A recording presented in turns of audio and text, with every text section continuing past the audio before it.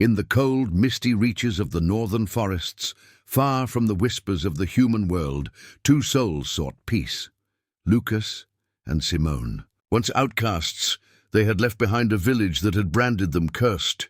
He, a man born under the wolf's moon, and she, a woman of witch blood who had once saved him but at the price of her own exile. The villagers' harsh glances, the betrayal of friends, the curses muttered behind their backs. All of that was now buried under snow and silence. Their refuge was a small wooden cabin deep in the forest, where the air smelled of pine, and the only witnesses to their laughter were the stars. Here they were not monsters. They were simply Lucas and Simone, two lovers waiting for the birth of their first child. Lucas, rugged and broad-shouldered, could fell trees with one hand and cradle Simone's head with the gentleness of falling snow. Simone's magic, once feared, now glowed softly in her palms as she stirred the fire or whispered lullabies to the unborn child she carried. They lived simply, hunting, tending to their hearth, and dreaming of a future that no longer carried the shadow of a curse. Handy, Simone would tease as Lucas repaired a wooden chair or carved a toy wolf for the baby. "I have my moments," he'd answer with a grin, brushing the hair from her face. "She's got your rhythm," she'd laugh, feeling the baby's steady kicks. "And your fire," he'd reply. "Will you teach her to transform?" "I'll teach her to choose," Simone whispered. "That's all any parent can do. But peace never lasts long where old magic sleeps. It began subtly. The animals of the forest, deer, rabbits, even the ravens, began to vanish. Lucas noticed first. "The traps are empty," he murmured one dawn, checking the snares. Not a track in the snow. "Did you forget to hang garlic again?" Simone joked, but her eyes flickered with unease. "If I had, we'd have bandits, not silence. Then it's not hunger that's taken them," she said quietly. "It's fear." That night Lucas dreamed, and something dreamed him back. A voice slithered through the darkness, low, old, and hungry. "Lucas, still running from the curse I gave you?" He awoke in a sweat to find the air heavy with magic. From the shadows of their cabin doorway stepped a familiar figure, a woman cloaked in gray, eyes shimmering like candlelight. "Nebula," he growled. "I'd say you look surprised, but then you always were bad at hiding it. Last time you appeared, I grew fangs in places I didn't know existed." Simone stood beside him, hand on her belly. "You have 10 seconds before I demonstrate what pregnancy mood swings and cast iron pans can do." Nebula smiled sadly. "I wouldn't be here if I didn't have to. The curse, Lucas. It wasn't mine to give. I borrowed the dark power from another. He's awakened." "Who?" Lucas demanded. "Morven of Mount Charles, the warlock whose shadow touched your soul. He wants what grows inside Simone. He'll use your child as a vessel to rebuild the world in his own image."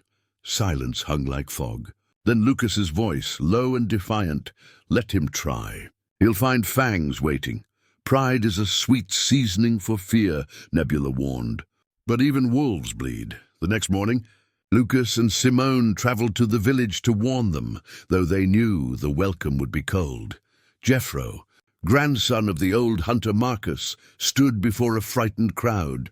"See the withered crops, the missing cattle, the black clouds. This is Lucas's doing. His wolfish stink taints our land again. Peace for a beast!" another man shouted. Lucas stepped from the crowd, his golden eyes flashing. "Funny," he said, "how quick men are to find monsters when they're afraid." Jethro sneered. "And what is that your wife carries, Lucas? A miracle or another curse?" "A child," Simone said, her voice cutting through the jeers. "One who will be neither. One who will end the hate you've passed down like an heirloom." They left the village behind, their hearts heavy. As dusk fell, wolves appeared at the tree line, silent, vigilant. A massive silver wolf, scarred from many winters, stepped forward. "Brother," came the voice in Lucas's mind. "It comes tonight. How many?" "One, but his shadow carries the weight of 1,000. Lucas touched the wolf's head. "Then tonight we fight not for vengeance, but for the child." At twilight the air changed. A frost crept across the earth, sealing lakes into mirrors. From the horizon, darkness condensed, and Morven stepped forth. He was tall, draped in robes that shimmered like oil on water. His eyes were twin abysses.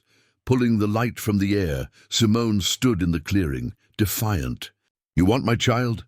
Here I am." Morven smiled thinly. "Foolish she-wolf. You cannot bargain with the void. You're just another coward, hiding behind borrowed magic." He raised a skeletal hand. "Your child is perfect, eternal like me, brave like you, a vessel for rebirth." "Protected," she said, and snapped her fingers. From every shadow, wolves emerged, hundreds, their eyes burning gold. They encircled the clearing, growling in unison. "Filthy beasts," Morven hissed.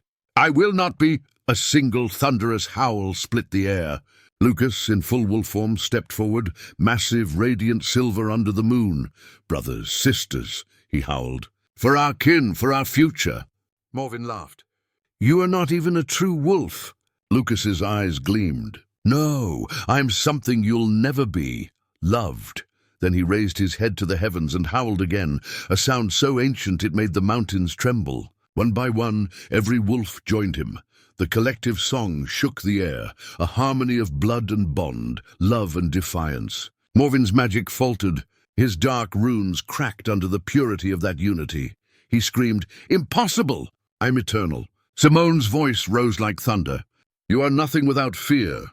Go back to the void." The wolves surged forward. Light and shadow collided. The air tore open, and Morven was sucked screaming into the ancient bottle that Nebula had left buried in the ground, its seals glowing once more. When silence returned, frost melted into dew. The sky broke open into dawn. From the edge of the forest, Jeffro and the villagers stared in awe. "Lucas isn't the monster," Jeffro whispered. "He never was." Lucas stood beside Simone, still half-shifted, eyes glowing softly. "The threat is gone," he said. "Your children, your animals, your land, all safe now. We only wanted peace." Simone smiled gently. "He's been protecting you all along. You just couldn't see it." Jeffro lowered his head. "Forgive us." Lucas smiled faintly. "Sometimes redemption doesn't mean changing what you are. It means others finally see who you've always been." Years later, their daughter Wolfina ran through the forest, strong and bright-eyed. Her laughter echoed between the pines. "Papa!"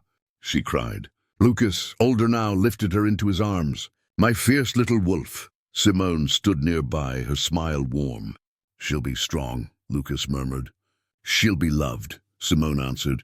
"And that's stronger than any curse." As the moon rose above Mount Charles, the pack howled once more, not in sorrow, but in celebration, because the best stories, as Simone often said, don't end with "they lived happily ever after," but with "they lived fully without fear or shadow." They lived,